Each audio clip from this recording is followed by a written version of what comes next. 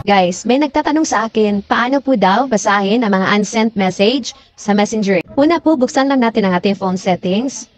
Yan dito sa search natin ang notification history. So, andito na sa baba, pindutin na natin notification history. Then, pindutin ulit ang notification history. Then, dito is naka-off. So, wala siyang record na nakalagay kasi naka-off.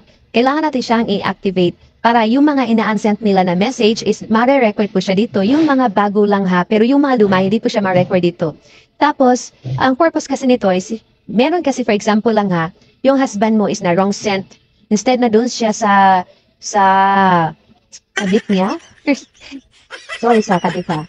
Doon siya sa kabit niya mag-message, then na-wrong send siya sa inyo, tapos automatic niya na in-unsent niya yung message. So, ang gawin na natin, makikita natin dito yung record. So, let's say, for example, gamitin ko yung CP ng anak ko, guys, ha. Ito yung CP ng anak ko. For example, is mag-message siya.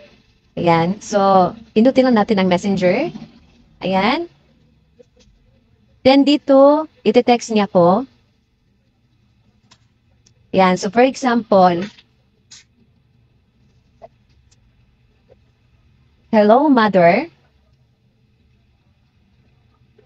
Ayan. So, send niya. Then, pag nakasend tapos i-unsend niya, ilong press na natin siya. Tapos, click natin ang more. Then, remove natin and unsend. Ayan, so naka-unsend na po siya. So, titignan natin dito sa aking cellphone. So, para mabasa natin ang in-unsend na message ng aking anak, so, pindutin natin ulit ang phone settings. Then, search natin dito ang notification history. So, ayan, sa baba, pindutin na natin. Then, pindutin ulit ang notification history. So, dito makikita mo na ang record sa mga bagong record, yung mga in-unsent na mga message. So, for example, itong anak po, ang message niya ay si Lumother. So, mababasa mo na dito. Yan. So, I hope na makatulong po ito sa inyo.